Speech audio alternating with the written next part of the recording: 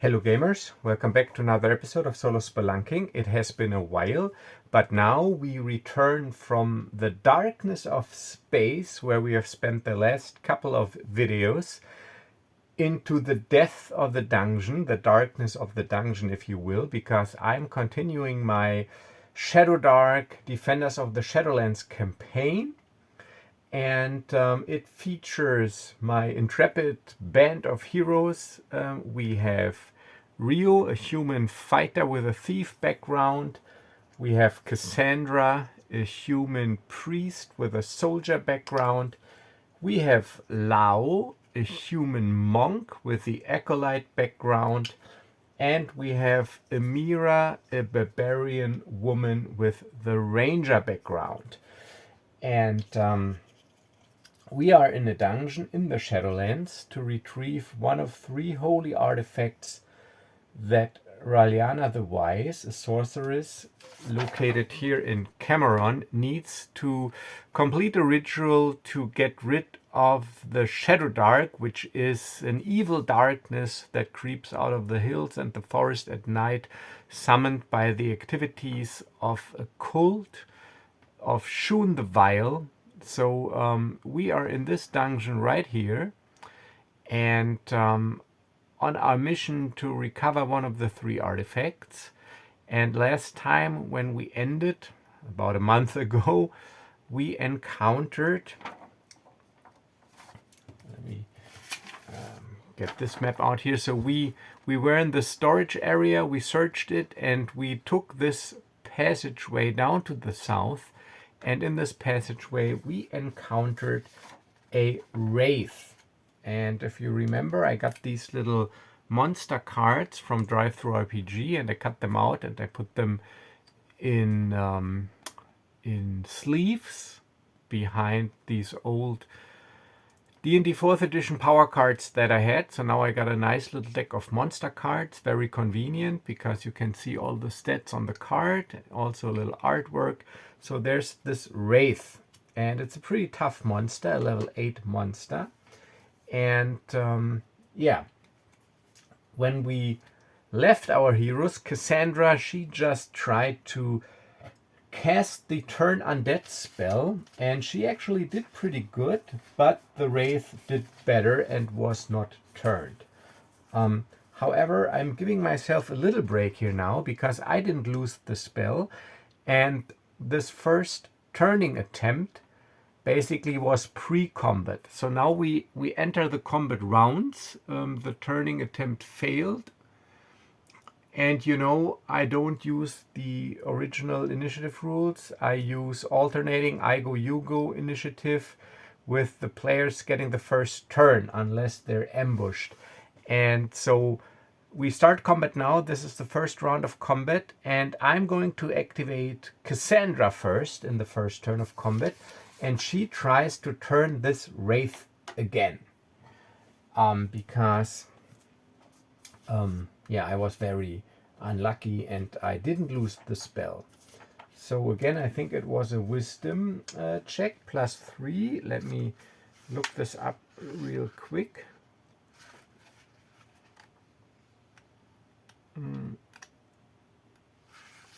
Turn undead. Turn undead.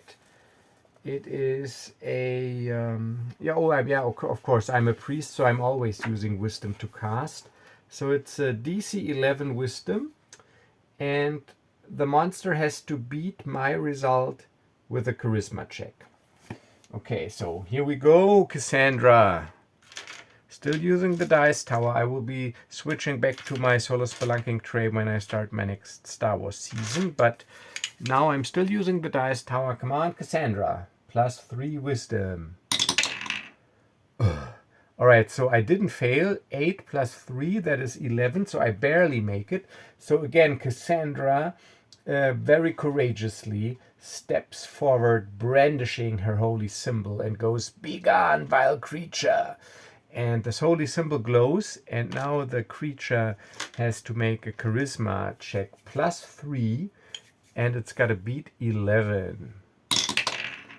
And of course I rolled a 16, so easily this wraith, and I changed the mini, so this pawn will be the wraith now, just howls, ooh, with its eerie, unsettling howl, and there's this cold chill going through the corridor, and the glow of the holy symbol is just extinguished.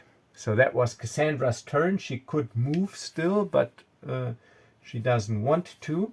And now it's the Wraith turn. And of course, the Wraith will attack Cassandra because it senses that Cassandra is this holy person and there's this divine power radiating from her, which it managed to resist so far, but and she's activated, so I turned her sideways as indicated here by my little token. So the Wraith has singled her out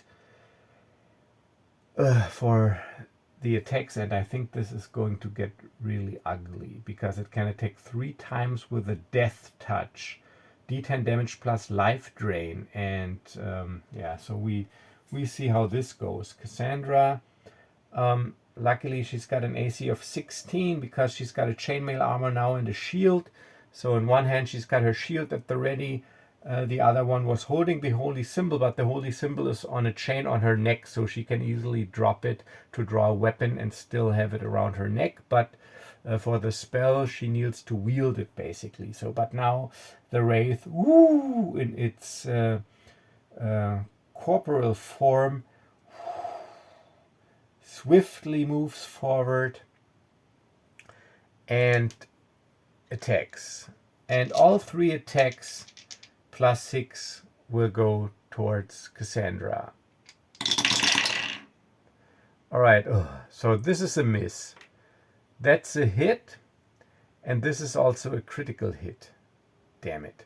Okay, so let's do the normal hit first. So it is d10 points of damage.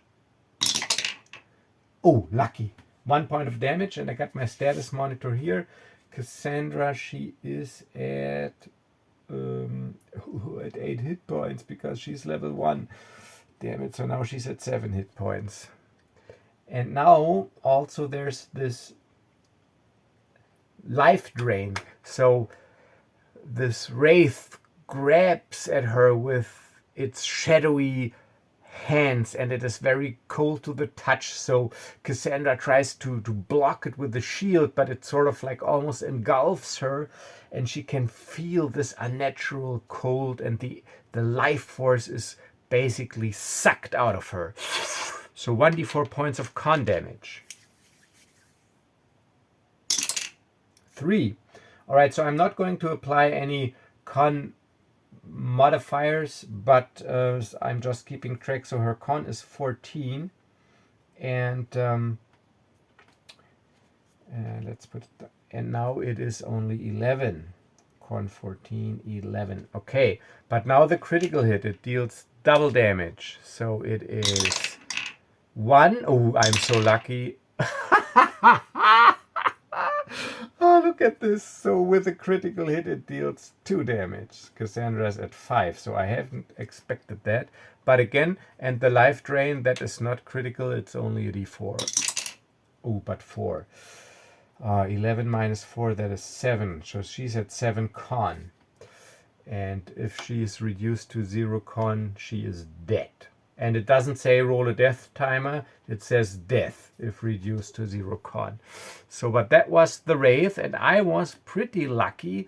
But Cassandra, she turns pale, and we can see how this life energy is sucked out of her, and she goes, help, please. And she utters a prayer to her god. And this is a greater undead. It is immune to moral checks and can only be damaged by silver or magical sources. Lucky for us, we have silvered weapons. So now Rio will activate, and he uses his masterwork silvered dagger that he has also mastered with this thief background. So he'll just move up here. No attacks of opportunity in Shadowdark, and attack. And it is, where's my d4? It is a +8 D4 plus 3, and the AC is 14 of this wraith. Oh, look, critical hit, lucky. So that is a 3 and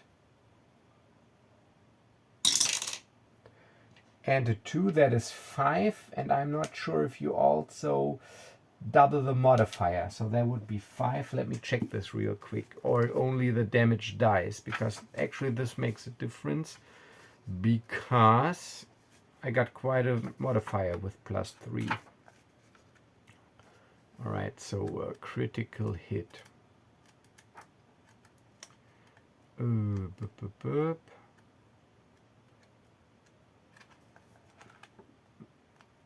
Running the game, your role, game master. Oh, damn it. You know what? I should actually look in the table of contents. This is combat 88. Okay. 88.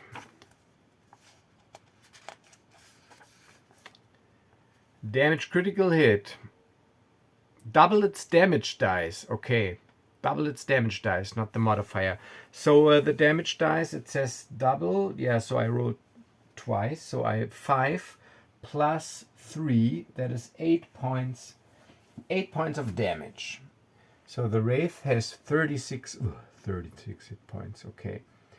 So 36 minus 8, that is 28. So I leap forward, mastercrafted silver dagger in hand, and stab at the creature.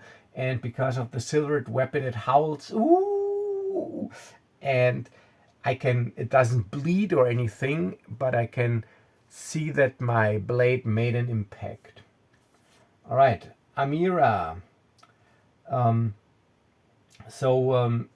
I think last session Cassandra also told about this, that does it have to be a silvered weapon. So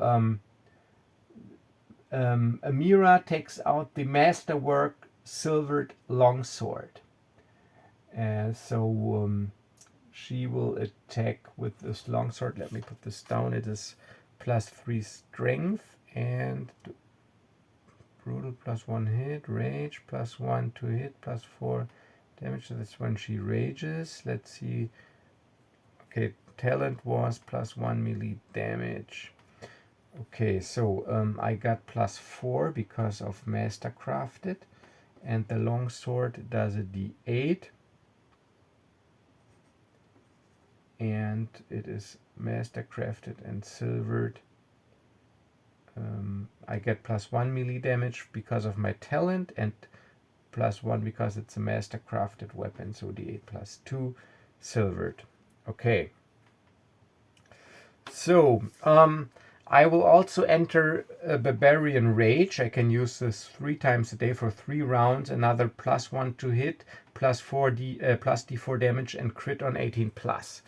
Okay, so Amira, she rages forward fearlessly and stands beside Rio, and with the long sword in her rage mode, she attacks. So that is plus 1d4 damage and plus 1, so plus 5. Alright, 7 plus 5, that is sadly not enough. That is only 12. Would have been great damage though, but I miss. So let's just say for cinematic purposes, the wraith shortly turns incorporeal and the blade goes right through. Alright, Lao, he's got a silvered masterwork short sword. And he will also move first and attack with the masterwork short sword plus 4, d6 plus 1. D6 plus 1, let's go. Oh, no, it's starting again, my bad luck. Alright, so I was lucky but with the damage, but I roll a natural 1. Alright, so we all miss. We have all activated. Round is over. Next round, I go, you go. Again, Cassandra goes first, moves backwards a little. That's her move. And as her action, she tries turn on that again. So plus 3 versus minimum 11 wisdom. So she's very pale, she's weak, but she still manages to hold on to her holy symbol, not with that much strength in her voice, but still she whispers, "Be gone, creature." And again, the holy symbol starts to glow.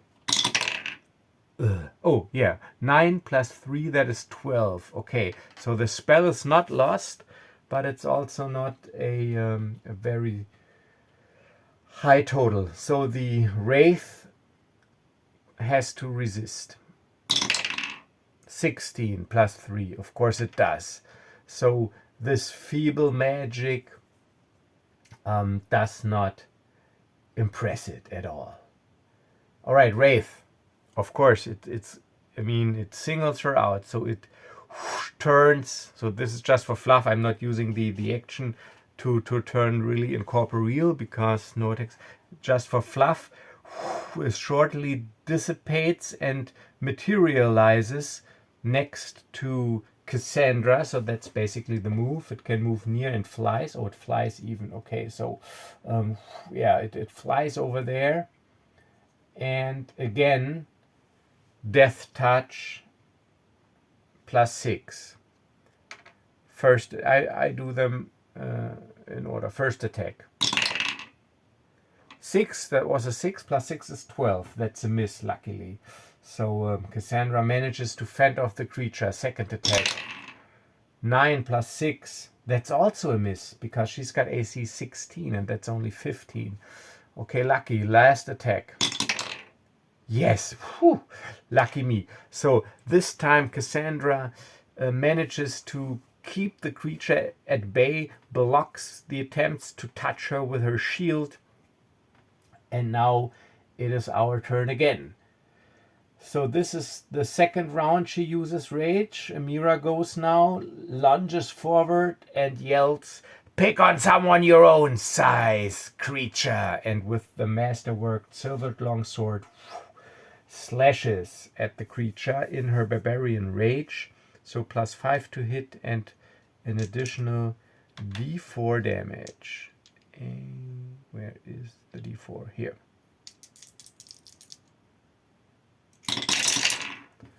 All right, so 9 plus 5 is 14. That is luckily enough. That is what she needs. 3 and 2, that is 5. And plus 2. That is 7 points of damage, taking the wraith to 21, because silvered. Okay, so maybe we managed to get out of this after all. Rio, again, lunges forward with masterwork dagger, silvered.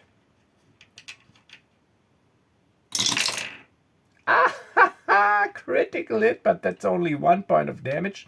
So glad again I get to roll again. So that is 1. And 4, that is 5.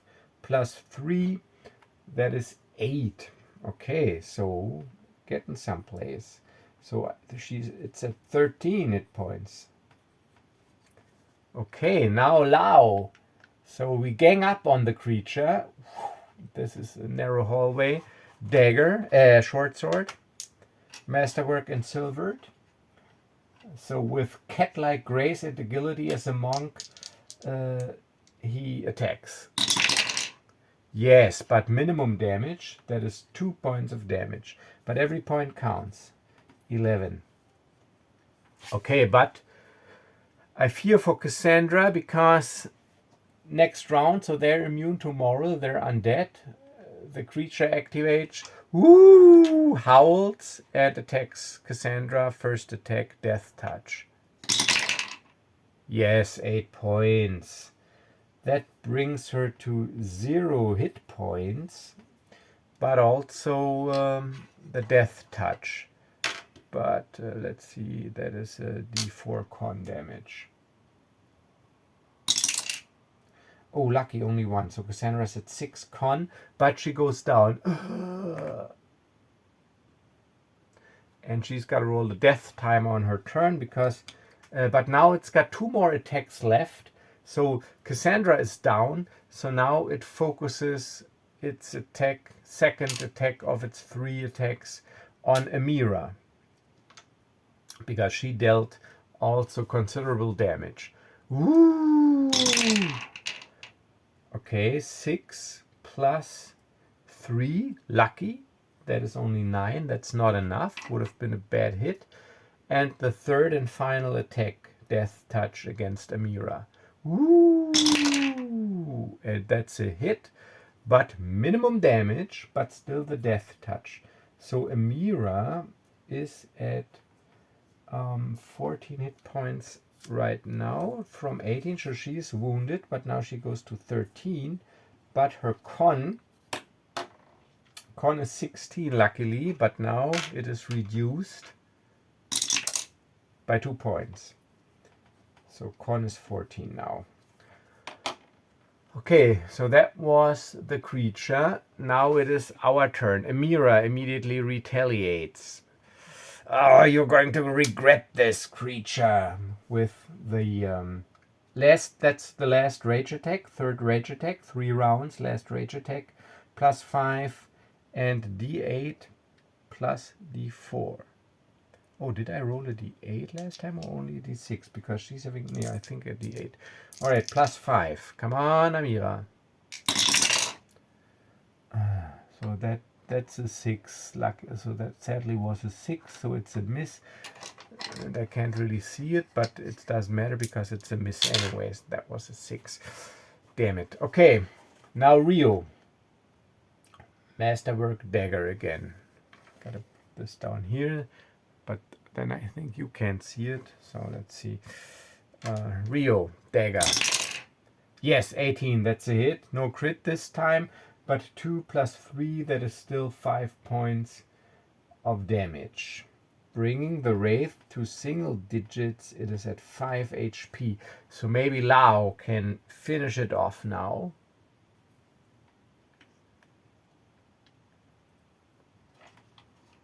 Short sword. Woo. 8? No. No. Plus 4, that's 12. That's not enough. AC 14. And now we still got to roll Cassandra's death timer. So that is a d4 plus con, actually. And, yeah, well, now her con is 6. Yeah, I'll give it a -1. 6 is probably minus more, but I'll give it a -1. It's bad enough as it is. All right, so d4. So if I roll a 1, -1 means she's actually dead. Death timer is then 0. Oh no, wait, on subsequent, let's see. 2 minus 1 is 1. So her death timer is 1. So if I'm reading, I can never get these rules. So by the wording, and please tell me in the comments now how this works, because I think those death rules are unnecessarily complicated, or I'm too stupid. With the death timer, and I'm thinking of eliminating this altogether because it really annoys me, because I look it up every time, because yeah, I just can't get it right, because I don't know how to do your roll immediately. So where is this damn thing here? Combat 88. Is it combat? Damage, knockout, death. All right, so here, a character who goes to 0 HP falls unconscious and is dying. All right, so Cassandra fell unconscious during the wraith's turn, because the wraith reduced her to 0. So she falls unconscious and is dying. Now we read death timer. A dying character rolls 1d4. Oh, minimum 1. Okay, 1d4 plus their con modifier, minimum 1 total on their turn. Okay, so you roll on their turn. So it is Cassandra's turn. So now I roll the death timer. I get a 1, minimum 1 total. And now it says on each of the character's subsequent turns, that player rolls a d20. On a natural 20, the character rises with 1 hit point. And then stabilize can... So if I'm reading this correctly, now we have all acted. Now we start a new round. So now we have this round to try to stabilize her, and she gets one roll to stabilize herself. And if this all fails, she's dead, because then her death timer is 0. So this is how I would read this, going by the wording here. So if I'm mistaken, please tell me. And like I said, I'm not a big fan of this rule, actually. Okay, so next round, we have all activated. We go first. So now actually Rio and Cassandra, because we are sort of like the damage dealers, it's our turn. So Rio just says, Lao, tend to Cassandra. See if you can stabilize her or aid her in any way. Okay, so Lao activates first. No, actually, this is technically stupid, metagaming here, because the Wraith is only at 5 hit points, and if Lao activates first, the Wraith would get another 3 attacks before we can kill it, possibly taking another one of us out. So we gotta finish the Wraith first and tend to Cassandra later. So, Rage is over. So she makes a normal attack, plus 4, d8 plus 2.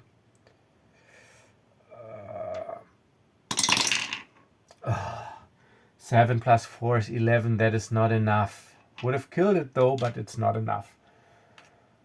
Okay, so now it's the Wraith's turn.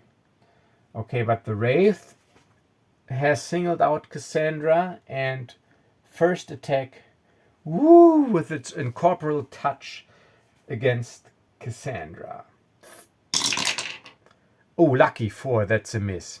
Second attack, Cassandra. 11 plus 3, that's 14. Oh, damn it. Cassandra, never mind. Amira, 14, that's a hit. But luckily only 1 point of damage. So 12 HP, but the dreaded death touch. And that was the second attack.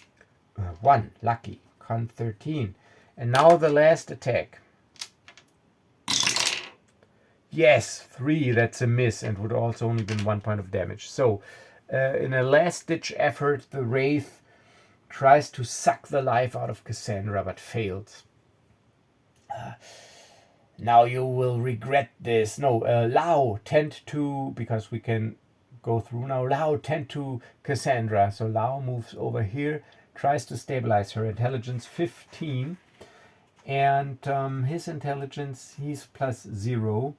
I'm thinking because he is a monk with the acolyte background. Would they have any... I'm rolling for it. So if I roll it 11 plus, he gets advantage. His background applies. No. Okay, so he doesn't get advantage, so it's a normal check. Yeah. You know what? No. He's an acolyte. He was trained in a temple of monks in martial arts and chi and stuff. So I think he's got basic knowledge. Their competence, after all, how to stabilize someone. So I'll giving him advantage. It's still hard enough. I got plus 0. I need a 15 to stabilize her. All right. So Lao, do your thing. Yes, 15, thanks to the advantage.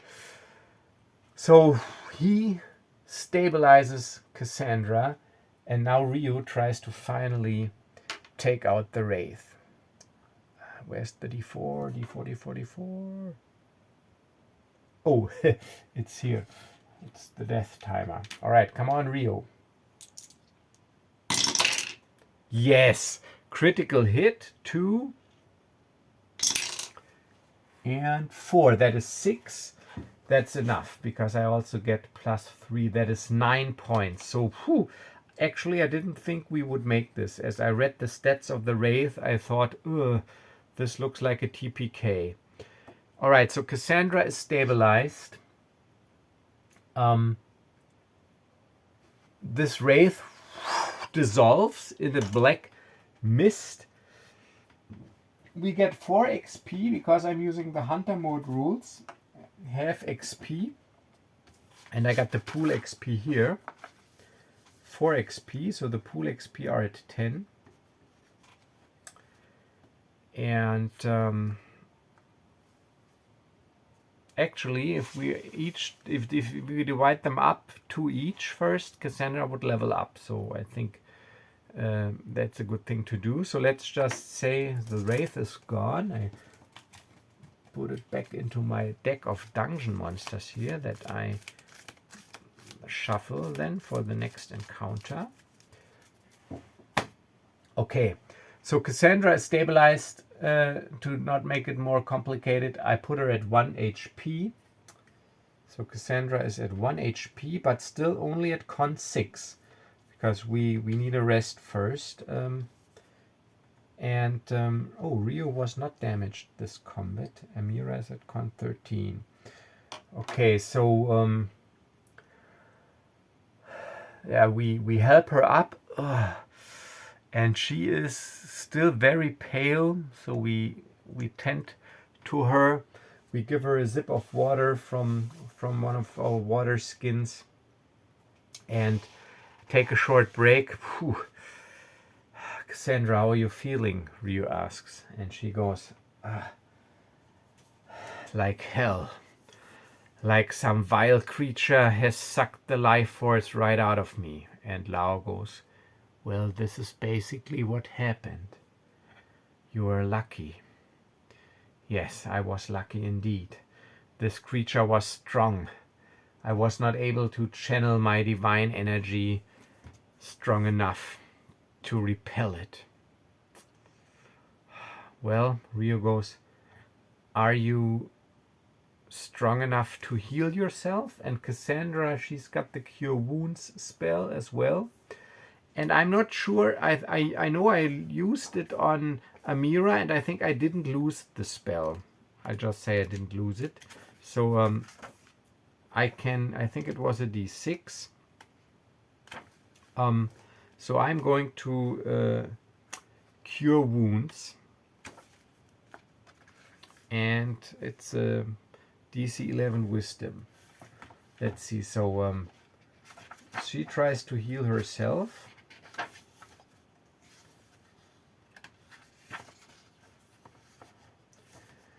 D6 equal to 1 plus half level. She's still level 1, rounded down, so 1d6, one target you touch. Okay, so she tries to focus, even though she's weak and pale, and focuses her divine energy to get some life force back into her body. Yes, critical hit, so I can double the numeric value. So I'm doubling this, so 2 and 3, that is 5. So she's at 6 HP actually out of 8. So that's pretty good. So indeed, her hand starts to glow. There's this yellow glow, and she puts it on her chest, her hand on her chest next to her heart, and this glow engulfs her body, and she can feel the life force returning to her, and the color returns to her skin, and she says, oh, much better now. I think I'm ready to press on. Yeah, let's do that. Okay. So we press on. Follow this this hallway. It ends in front of a door, and for dungeon and content generation, just as a reminder, I'm using my silver selling product, the Solo RPG Framework and Toolbox for fantasy games, which you can pick up on DriveThruRPG. Little commercial here, like I said, silver selling product, and it's pretty cheap, and it offers a lot of fun and procedures for solo gaming. So, and it has a very easy, streamlined dungeon generator in here that you can use on the table. So we enter the next room. So here you can see a sample dungeon layout. It focuses on not so much on creating a maze, but more on room and monster fighting and room exploration. So a corridor always goes straight and leads into a room. And now we enter a room, and we got to see what kind of room it is. There's a table in here. It is a 9. It is a kitchen area. Okay, so let's make this a little more themed. It's not really like a kitchen area, but some sort of, yeah, well, but actually it could be a kitchen area because we have the weapons chamber, some sort of, let's say, food storage. So there's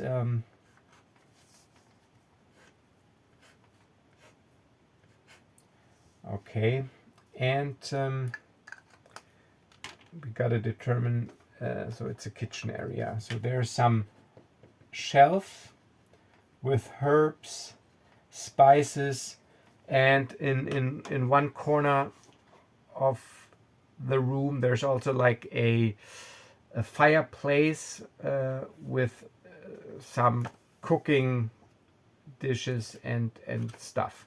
All right, so when we enter a room, we gotta check for exits. It's 1d3 minus 1 exits, and I got a custom d3 here.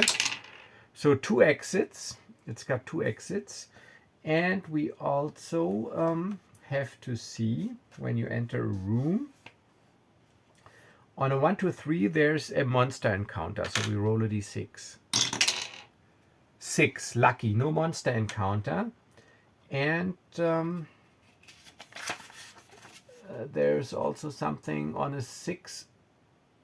Oh, I think I rolled a 6. Yeah, on a 6, there's a hidden treasure in this room protected by a trap. But we don't know this yet. So there's a hidden treasure protected by a trap, no monster encounter, and we determined 2 exits. Okay, so 1 exit will go down to the south, and 1 exit will go to the west. Okay.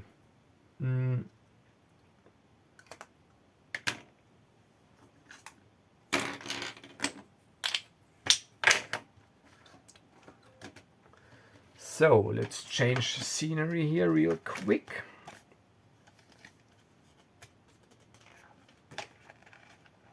Yep. So this is the room. We enter from this passage, and there's the other passage. And let's just say this is the cooking and kitchen area. So we enter.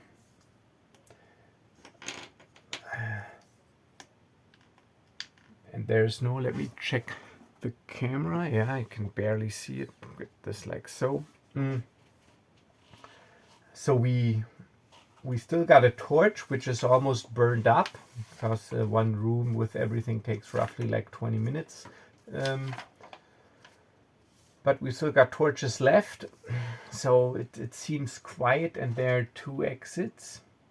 Oh no, south and west. So let's just say, yeah, additional. So there's another exit. Oh, let's make the exit here. So there's an exit here going south.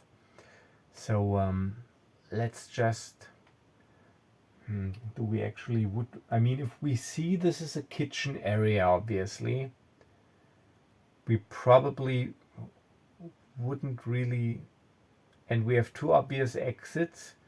You know what? I say I'm not going to search this room, because kitchen area, 2 obvious exits, no obvious dangers or enemies or monsters. So why would we waste time here? So we carefully, of course, make our way. So Rio goes, well, we got 2 choices as I see it. Press on further south. Let's just, I mean, they don't know the directions, but the way they were going, so I'm, for ease of reference, I'm using the direction. So he goes, do we press on, meaning heading south, or do we take this side passage here? And Lao says, well, we should go with the flow, and the flow is the way we were going. And Amira just goes, well, if, as far as I'm concerned, one way is as good as the other, and he's got a point. And Cassandra just goes, well, it's all the same to me. Saint Teregnis will guide me, or she is, I think it's a she. She will guide me on the right path. All right, let's go south then. All right, so we enter a corridor again.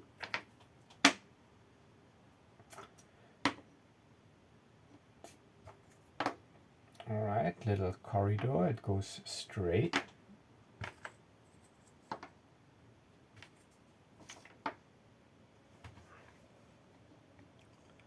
And let's see if there's any danger awaiting us in this corridor. So if you enter a corridor, you do the following. Corridors are always straight. When you ever roll a d6, on a 1 there's the obvious wandering monster, and on a 2 to 3 there's a trap.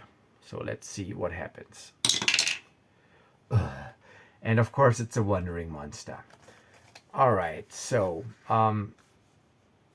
we enter this corridor, and what I'm doing now is I got, like, from these monster cards, I figured out some monsters that you could encounter in a dungeon, and damn it, and now I will just draw one card, see what I get, and then I'll adjust by the level, because this is a danger level 6 location.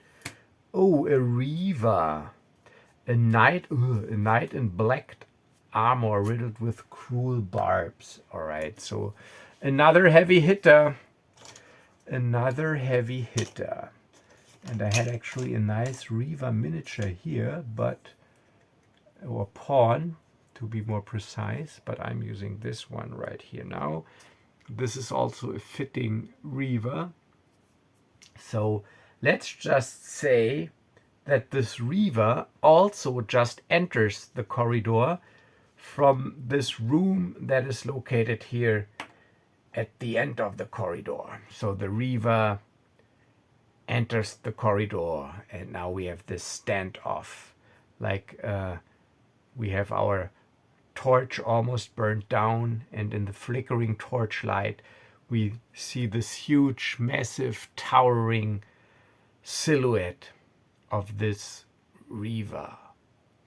And looking at the time, this is again where I will end it, using another cliffhanger, but you don't have to wait that long, because I'm done with my sci-fi campaigns for now. I will do at least 2-3 more sessions of this, and then I will alternate between this and my new the next Star Wars season. Not new, but the next Star Wars season. Yeah, so I hope you had fun watching this video, and if you did, like and subscribe, comment, do all the YouTube stuff, and if you want to support the channel, pick up my products on RPG. This weekend I won't be making a video because I'm visiting one of my old school time friends, one of my old gaming friends that I try to visit once a year. You know, I got this one guy in Switzerland, and the other guy he lives someplace else in Germany, so I'm going to visit him on the weekend. And so there won't be another video up, so look for another video at the start of the next week. Yeah, thank you all for watching. As always, stay safe and stay healthy, and I will see you in the next video. Bye bye.